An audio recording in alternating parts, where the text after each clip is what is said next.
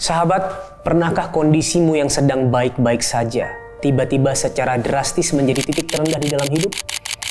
Dalam momen inilah seringkali kita dihadapkan dengan dua pilihan, bertahan atau menyerah. Dan tekanan-tekanan yang ada di momen ini seringkali menimbulkan pertanyaan di dalam hati, apakah Tuhan masih bekerja di dalam hidupku? Hal ini pula yang dialami oleh seorang sahabat. Berawal dari teguran sederhana di jalan, berakhir di sebuah tragedi yang membuatnya tersungkur bersimbah darah hingga diambang nafas terakhir. Bagaimana kisahnya? Mari kita saksikan bersama-sama. Jadi suatu malam di bulan Mei tahun 2025, saya mengalami suatu kejadian yang tragis di mana punggung saya ditusuk oleh orang tidak dikenal sebanyak 3 kali. Dan itu hampir menghilangkan nyawa saya. Malam hari, mungkin sekitar jam setengah 8 malam di kota Bandung, saya bertemu dengan seorang yang tidak dikenal, yang mengendarai motor brong, tidak memakai helm, dan merokok dia. Nah, saat saya di belakangnya, bara api yang rokok yang dia pegang itu terkena mata saya. Dan saat di pertigaan lampu merah, saya menegur dia dengan santun. Saya katakan jangan merokok sambil berkendara. Saya lanjut menuju perjalanan ke tempat olahraga. Tidak disangka ternyata orang tidak dikenal ini mengejar saya. Dia berkata, ngomong apa kamu, katanya. Saya samperin dia, saya ingatkan kembali, dan saya belum emosi saat itu. Saya bilang, iya, kalau berkendara naik motor jangan sambil merokok, saya bilang. Saat saya berbalik menuju ke motor, dia mengambil sebilah belati, pisau, dan dia menusukkan belati itu ke punggung saya sebanyak 3 kali. Saat itu saya berbalik, refleks saya berbalik, dan dia mau menusuk saya kembali. Saya berteriak meminta tolong kepada warga untuk segera diamankan gitu pelaku ini. Sampai akhirnya ada satu orang yang ternyata adalah warga lokal di daerah tersebut. Pisaunya diamankan, saya hanya bisa duduk di atas jalan, di aspal dengan kondisi lemas. Dan jujur saya saat itu mulai gelap, seakan-akan saya mau pingsan gitu. Saya bilang, Pak, tolong Pak, bawa segera saya ke rumah sakit, saya bilang. Saya udah nggak kuat, saya udah nggak tahan, ini saya udah mau pingsan, saya bilang. Ada mobil bak terbuka, akhirnya dia diberhentikan. Itu saya sudah benar-benar gelap, saya sudah benar-benar terasa mungkin blackout ya. Nah, sahabat solusi, saat itu saya hanya bisa menangis. Tuhan Yesus tolong, Tuhan Yesus tolong, saya bilang. Saya belum siap gitu Tuhan untuk meninggalkan anak istri saya gitu. Karena saya merasa saya belum melakukan yang terbaik gitu untuk anak istri saya gitu. Karena memang di saat terendah itu, di saat hampir saya kehilangan nyawa, saya benar-benar merasakan gitu seumur hidup ketakutan yang begitu luar biasa gitu. Tapi puji Tuhan mendengar jeritan anaknya gitu kan, seorang bapak gitu kan. Tuhan hadir, Tuhan memberikan kekuatan, Tuhan memeluk saya. Saya merasakan seperti dipeluk gitu. Tuhan berbicara, berbisik kepada saya, tenang, ada aku, katanya. Tenang, ada aku, katanya. Singkat cerita, saya sampai di UGD. Saya di UGD itu kurang lebih mungkin sekitar 4-5 jam. Nah, momen kritis di UGD ini yang saya rasakan itu saat istri saya datang. Tiba-tiba itu saya muntah, luka tusukan yang di punggung saya itu tiba-tiba menyemburkan darah, plot gitu keluar dari mulut, muntah, dikuras, dari belakang itu darah menyembur gitu. Nah, saat itu saya pingsan. Istri saya bilang, katanya, saat itu tuh kamu tuh tiba-tiba kamu plek, katanya. Itu saya cuma bisa berteriak, Yang, I love you, Yang, I love you, Yang, katanya, sambil menangis gitu kan. Tiba-tiba saya bangun, saya menghirup napas, tiba-tiba gitu. Tiba-tiba saya kembali gitu. Dan semua di sana ya panik gitu kan, histeris kan. Karena udah diwanti-wanti sama dokternya. Jangan sampai tidur, jangan sampai pingsan. Taunya terjadi gitu.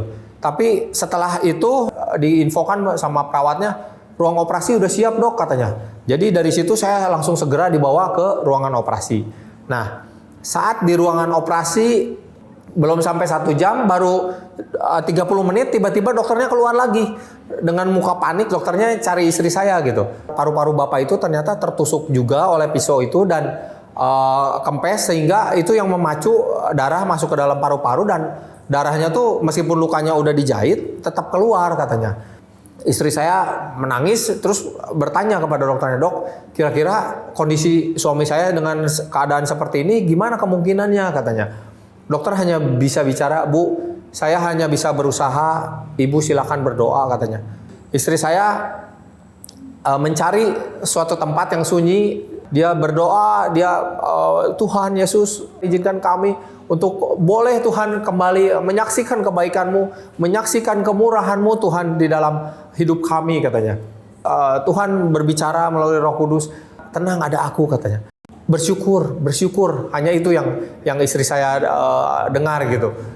Setelah itu istri saya hanya menyembah, "Engkau sangat baik, apapun yang terjadi, Engkau pasti Tuhan menolong, Engkau sangat baik Tuhan."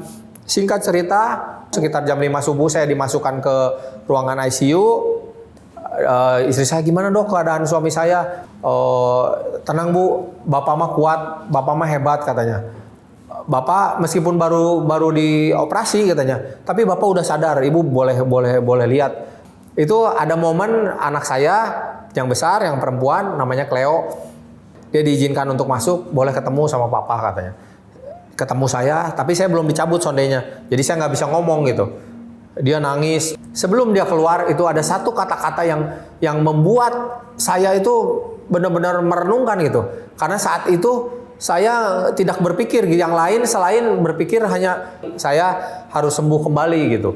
Dia bertanya kepada saya, "Papi," katanya, "apakah Papi sudah mengampuni orang yang melakukan yang menusuk Papi?" katanya. Itu benar-benar, kalau saya pikir itu benar-benar Roh Kudus ya. Tuhan berbicara melalui Roh Kudus, melalui anak saya, dan itu saya tuh kayak pek gitu. Dan saya nggak bisa menjawab, saya cuman gitu aja gitu kan. Setelah dicabut sondenya, kata pertama yang saya ucapkan di depan istri saya saat itu sambil saya memegang tangan istri saya bilang, "Yang, saya sudah mengampuni pelaku yang menusuk saya," saya bilang. "Saya tidak dendam, dan kalau saya sudah sehat," saya bilang, "saya akan datang ke penjara, saya akan katakan sama dia," saya bilang. "Kalau saya tidak dendam, saya mengampuni dia, saya memaafkan dia," saya bilang. Setelah itu saya sorenya itu dipindahkan ke ruang rawat inap biasa. Saya di infus itu 4 di tangan saya kanan kiri dan di kaki saya kanan kiri. Darah yang dimasukkan ke dalam tubuh saya itu 16 labu, sahabat solusi. Dokter pun bilang katanya, "Pak, itu normalnya itu hanya ada 5 liter Pak," katanya, "darah yang ada di dalam tubuh Bapak. Tapi saat Bapak datang ke UGD itu mungkin itu hanya sisa 1/3 Pak dari 5 liter," katanya. Normalnya itu ya harusnya udah meninggal gitu. Normalnya. Tapi ya itu luar biasanya Tuhan kita ya, sahabat solusi. Tidak ada yang mustahil gitu buat Tuhan. Dan mujizat bisa terjadi gitu. Jadi kejadiannya tuh hari Senin, hari Selasa saya masuk ICU, hari Rabu saya rawat inap, hari Kamis rawat inap, hari Jumat saya udah diizinkan, "Pak, Bapak besok boleh pulang," katanya. Saya pulang, saya pemulihan. Setelah saya sehat, saya datengin gitu kan. Saya datengin ke penjara gitu. Kebetulan itu belum proses persidangan ya.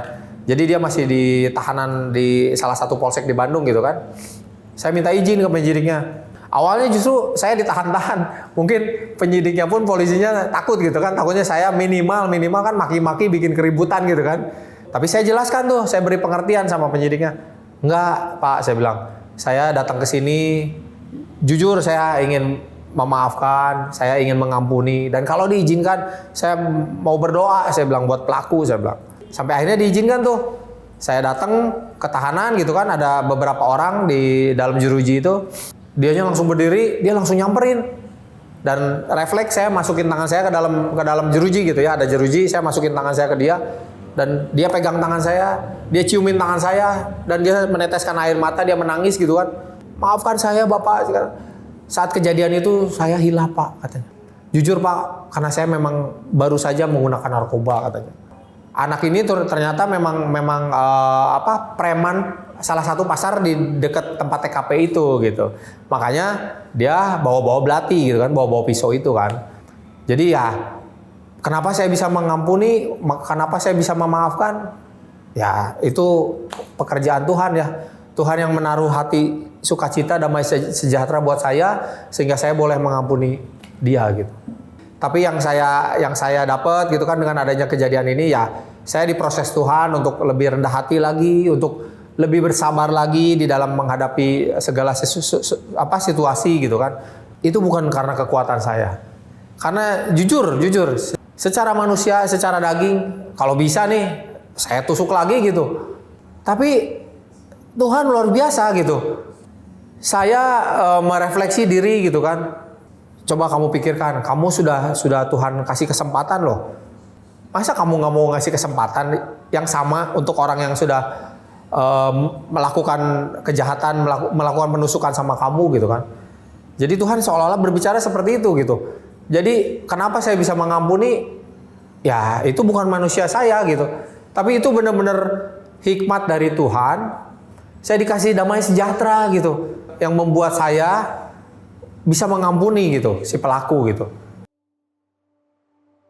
Kisah tadi mengingatkan bahwa kehidupan manusia bisa berubah dalam hitungan detik. Tidak ada yang menyangka bahwa malam yang biasa bisa berujung pada pergumulan antara hidup dan mati. Di tengah ketidakberdayaan manusia, hanya Tuhanlah yang sanggup menjadi sandaran kita satu-satunya. Bahkan di dalam masa kritis, seruan kepada Tuhan tidak pernah sia-sia. Karena Tuhan sanggup memberikan kekuatan, memulihkan, dan melahirkan kasih dalam hati kita untuk mengampuni mereka yang menyakiti kita. Namun jika hari ini kamu sedang dalam situasi yang sangat berat, titik terendah di dalam hidupmu, kamu dihadapkan dengan luka dan tidak bisa mengampuni orang yang menyakitimu, kamu bisa bercerita kepada kami. Yang perlu kamu lakukan adalah menghubungi nomor yang ada di bawah ini. Kami siap untuk mendengarkan ceritamu dan mendukung kamu di dalam doa. Setelah ini kita akan ngobrol dengan seorang sahabat yang mengalami perubahan yang besar dalam hidupnya ketika dia dihadapkan dengan penderitaan dan penantian. Bagaimana kisahnya? Mari kita ngobrol dengan dia. Sahabat Solusi, hari ini saya sudah kedatangan seorang tamu spesial yang akan menceritakan bahwa di dalam penderitaan, penantian, dan pelariannya ada tangan Tuhan yang terus mengejar hidupnya. Hari ini please welcome sama-sama Ibu Mandalim. Halo. Halo, shalom. Halo. Thank you Ibu sudah hadir hari ini untuk Solusi, mau ngobrol tentang perjalanan imannya, perjalanan hidupnya. Nah, sebelum kita masuk ke dalam apa sih penderitaan, pelarian, penantian yang Ibu lewati, kita mau kenalan sedikit, siapa sih seorang Ibu Mandalim ini? Ya, nama saya Mandalim. Saya seorang penulis buku, ya, Kasih Karunia di Titik Nol. Tetapi selain saya menulis buku, saya juga menulis renungan-renungan yang saya post di sosial media saya setiap hari, 6 hari dalam seminggu. Sebelum sampai pada titik yang sekarang ini, ternyata ada sebuah kisah yang panjang tentang iman, perjalanan iman Ibu Manda ya. Dan itu dimulai di Amerika ketika kira-kira umur 30 tahun. Sebenarnya 20-an ya itu ya. 20-an. Jadi kalau boleh saya kesaksian sedikit, saya itu lahir dari keluarga Kristen. Tapi waktu saya SMP, SMA, gereja itu adalah hal yang membosankan untuk saya gitu ya. Jadi saya menghindari ibadah, saya lari. Pokoknya hati saya nggak di sana gitu. Sampai saya kuliah di Amerika. Di sana Tuhan dengan kasih karunia-Nya yang luar biasa, Dia nggak membiarkan saya hilang begitu aja. Jadi dengan istilahnya dengan jebakan kasih ya. Maksudnya, Dia menjerat saya masuk kembali ke gereja. Ya, jadi ke gereja lokal di sana, di mana saya akhirnya iman saya bertumbuh dan saya jatuh cinta dengan pelayanan. Nah, di titik puncaknya itu, pada waktu saya melayani di sana, saya ada datang hamba Tuhan ya dalam pelayanan nubuatan di sana dan memberikan kepada saya nubuatan khusus gitu yang dia mengatakan kepada saya bahwa suatu hari nanti kamu akan membawakan dan memberitakan firman Tuhan. Jadi satu kalimat ini yang akhirnya mengubah pandangan saya tentang masa depan saya gitu ya.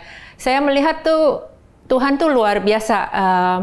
Dia bukan seperti polisi yang mencari-cari kesalahan, Tapi dia itu seperti bapak yang merangkul saya, tidak membiarkan saya hilang, dan memberikan saya dengan kasihnya itu dia memberikan janji.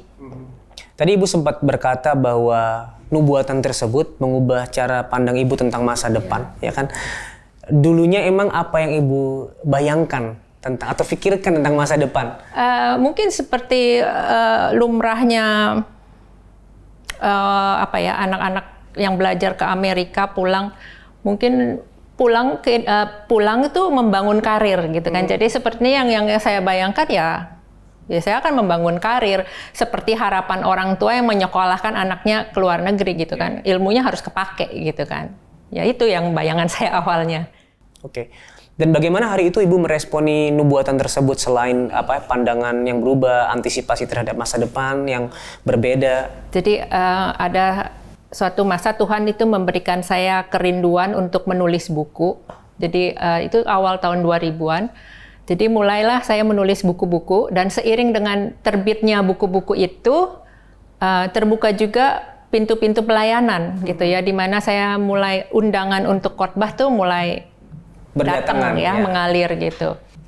Tapi seiring dengan naiknya pelayanan, saya tanpa sadar mungkin ada badai kebosanan gitu ya, fokus bergeser. Jadi fokus saya nggak lagi sama Tuhan, tetapi mulai kepada sekeliling saya dan fokus kepada diri sendiri. Jadi dan saya melihat bahwa teman-teman seusia saya pada saat itu, waktu itu saya 30-an ya gitu ya, saya merasa hidup mereka itu lebih berwarna. Lebih seru. Ya, lebih berwarna gitu ya. Seru deh gitu ya. Sedangkan saya fokusnya setiap hari cuma baca Alkitab, bikin khotbah, naik mimbar gitu kan. Istilahnya hari-hari saya seperti itu. Sangat membosankan dan kelihatannya kayak menurut saya at that time saya mikir tuh saya jadi tua. Sebenarnya saya merasa bosan itu karena saya tidak lagi meluangkan waktu untuk mencari Tuhan. Hilang rasa terpukau dengan keindahan Yesusnya itu udah nggak ada lagi gitu. Padahal kan hidup kita sebagai anak Tuhan yang sudah diselamatkan, itu hidup yang luar biasa indah, luar biasa diberkatinya gitu. Tapi karena saya tidak meluangkan waktu dalam mencari firman-Nya itu mencari Yesusnya, ya saya nggak menikmati kemewahan indahnya Yesus gitu. Itu yang hilang ya dari saya pada saat itu, yang membuat saya melihat hidup orang lain lebih indah. Padahal hidup sebagai anak Tuhan, diselamatkan itu jauh lebih indah dari apapun. Mungkin itu juga kenapa banyak orang yang merasa pelayanan itu beban, jenuh ya. Selama kita tidak menjaga menemukan Yesus itu luar biasa, kita akan merasa membaca Alkitab ikut Tuhan akan membosankan karena kita nggak menemukan indahnya Yesus. Wow. Selama kita pikir membaca hanya untuk rutinitas, pasti bosan. Pasti gitu, apalagi kayak kita kejar setoran Alkitab dalam 1 tahun misalnya ya, contohnya itu kan target, jadi bukan nggak menikmati lagi seringkali kan. Kalau saya ketinggalan nggak baca Alkitab, merasa tertuduhnya luar biasa atau macam-macam lah gitu. Nggak ada Yesus di dalam itu gitu, di dalam apa yang harus kita lakukan. Bahkan seringkali kita pelayanan juga sebenarnya untuk mendapat pengakuan manusia, penerimaan manusia. Disitulah pada akhirnya kita mendapatkan kekecewaan itu ya. Ya, karena sekali lagi fokusnya bukan Yesus kan, fokusnya dari orang-orang, kita memandang orang-orang untuk mengakui validasi kita gitu kan. Fokusnya salah, fokusnya bukan Tuhan, tapi sekeliling kita. Ya, selama kita pusatnya pada diri sendiri, itu akan menjadi kesengsaraan, akan membawa duka. Wow, ini baru awal tapi sudah sangat menarik, sudah sangat panjang. Dan ini kita sampai di titik di mana Ibu merasakan kejenuhan dalam pelayanan dan iri melihat teman-teman yang bisa lebih seru hidupnya. Hari itu apa yang menjadi pergumulan di batin Ibu? Aku mau ninggalin pelayanan tapi kok kayaknya nanti apa kata orang. Tapi aku pengen hidup yang seru seperti teman-teman juga. Mungkin kalau dalam bahasa sekarangnya istilahnya tuh fear of missing out kali ya. Ya. FOMO-nya itu yang akhirnya yang mengendalikan, yang take over gitu. Saya merasa bahwa saya butuh validasi dan pengakuan orang-orang supaya saya bisa dianggap keren dan relevan, nyambung sama mereka gitu. Karena at that point saya merasa sebagai anak Tuhan yang rajinnya pelayanan, saya tuh nggak relevan sama mereka gitu, nggak nyambung gitu kan, ngobrol juga nggak nyambung. Jadi itu yang membuat saya akhirnya memutuskan, that's it, I'm done. Tuhan nggak mau pelayanan, nggak mau khotbah lagi gitu. Saya just give me time to enjoy my time, my youth gitu ya, yang once in a lifetime. Saya nggak akan muda lagi terus-terusan gitu kan. Jadi ekstrimnya itu at that point saya ganti nomor handphone supaya tidak ada yang ngundang-ngundang khotbah lagi gitu, karena berarti kan saya mesti nolak atau apa, mesti cari-cari alasan. Pokoknya istilahnya menghilang gitu ya. Jadi ekstrim dan memang aneh ya. Hari itu dengan memutus segala jadwal pelayanan, menolak semua pelayanan, untuk hubungan pribadi dengan Tuhan sendiri bagaimana Ibu? Oh, kering, hampa. Sebenarnya ya, kering, hampa. Tapi karena saya pikir saya bisa menemukan kenikmatan, kepuasan hidup bukan dalam Tuhan kan. Jadi kayaknya udah sebenarnya hubungan saya sama Tuhan udah kering. Dan sekali lagi ini membuktikan bahwa tidak ada yang bisa membuat manusia utuh selain Sang Pencipta sendiri, Tuhan. Ya, betul. Dan seringkali kita malah mencari makna diri di luar Tuhan. Iya. Dan end up-nya kekecewaan, luka, kesengsaraan, penderitaan, ya itulah sebenarnya ujung-ujungnya gitu. Di luar pencarian kepuasan kita di luar Tuhan itu. Hari itu apa saja yang Ibu Manda lakukan ya untuk mencari kepuasan di luar Tuhan? Apa saja yang dicoba? Ya, mungkin yang disebut self actualization ya, aktualisasi diri dengan mencoba berkarya, berusaha bisnis gitu ya, berusaha mencapai kesuksesan ya. Jadi buka bisnis, tapi sekali lagi akhirnya bisnis saya itu nggak ada yang berhasil gitu ya, gagal gitu. Hancur banget ya, menurut saya hilang semua ya, semua bisnis tidak ada yang berhasil. Waktu itu juga sudah pas COVID juga ya, jadi satu bisnis tidak berhasil, berarti kan rasa berhasilnya ini tidak tercapai. Kedua, hilang yang dulunya saya andalkan. Saya pikir teman-teman, koneksi, uang itu bisa support untuk saya aktualisasi diri gitu. Tapi semuanya itu hilang, hancur, maksudnya gagal, tidak ada yang berhasil gitu. Tahun 2019 itu orang tua saya meninggal, papa saya meninggal. Dan satu pukulan buat saya, karena selama ini saya tuh selalu berpikir kalau ada apa-apa dengan saya, papa bisa tolong. Jadi hancur-hancurnya saya, papa bisa tolong. Tapi ternyata nggak bisa kan, karena itu manusia gitu. Jadi itu hancur bisnis, hancur nol ya. Jadi saya mencapai titik nol di dalam hidup saya. Tidak ada lagi yang bisa saya andalkan. Dan saya menemukan ternyata di titik nol itu cuma ada saya sama Tuhan Yesus. Amin.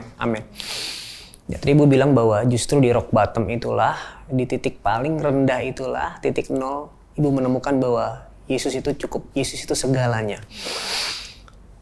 Itu di momen apa Ibu? Pas semuanya slowing down, saya nggak bisa ngapa-ngapain lagi, tidak ada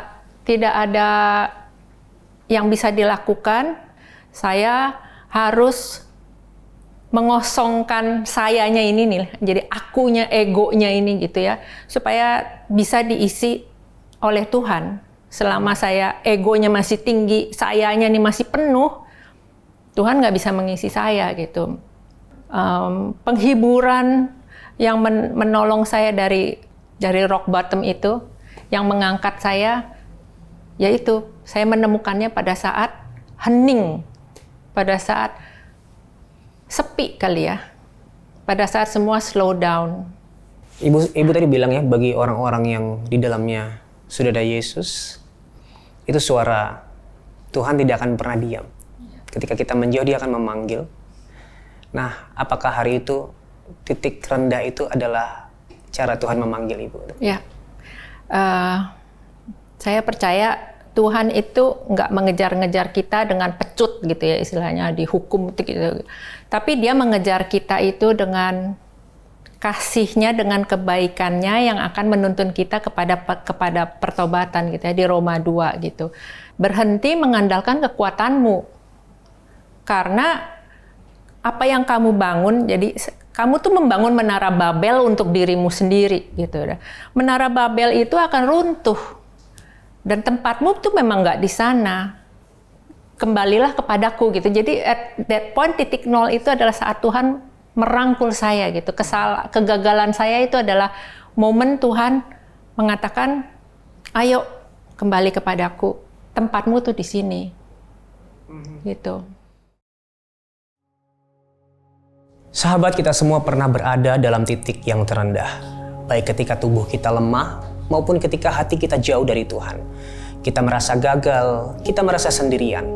Namun di tengah pergumulan itu ada satu janji yang teguh yang tidak pernah berubah, yaitu Tuhan tidak akan pernah melepaskan anak-anaknya. Firman Tuhan dalam Yesaya 41 ayat 10 berkata, "Janganlah takut, sebab aku menyertai engkau. Janganlah bimbang, sebab aku ini Allahmu. Aku akan meneguhkan, bahkan akan menolong engkau. Aku akan memegang engkau dengan tangan kananku yang membawa kemenangan." Tuhan tidak menjanjikan hidup tanpa badai. Ia menjanjikan penyertaan yang sempurna bahkan di tengah badai. Ketika kita merasa lelah, kecewa, letih, bahkan jauh dari Tuhan, tangannya tetap menggenggam kita. Karena kehidupan kita tidak bergantung pada seberapa setianya kita, tapi seberapa setianya Tuhan memegang tangan kita. Hari ini, jika kamu sedang merasa sendirian, merasa gagal, terpuruk, berada dalam titik terendah, dan tidak tahu kemana harus melangkah, mari datang kepada Tuhan. Kita berdoa. Tuhan, dengan segala kondisi yang kami rasakan, kami datang kepadamu. Pertama-tama kami mau bersyukur. Sebab kasih-Mu tidak berdasarkan keadaan yang sedang kami alami, tapi berdasarkan janji-Mu yang kekal di dalam Yesus Kristus. Di tengah segala badai, di tengah segala titik yang rendah, di tengah rasa sakit tubuh maupun hati yang menjauh, Engkau tetap memegang tangan kami. Bahkan ketika kami tidak setia, Engkau tetap setia. Dan itulah kekuatan untuk kami terus melangkah di dalam pergumulan yang sedang kami alami. Pulihkan kami, berikan kami kekuatan, dan bawa kami kembali kepadamu. Di dalam nama Yesus Kristus kami sudah berdoa dan mengucap syukur. Amin. Dan sahabat, jika hari ini kamu benar-benar tidak tahu harus melangkah kemana, kamu benar-benar tidak tahu harus berbuat apa, izinkan kami mendoakanmu. Kamu bisa menghubungi nomor yang ada di bawah ini.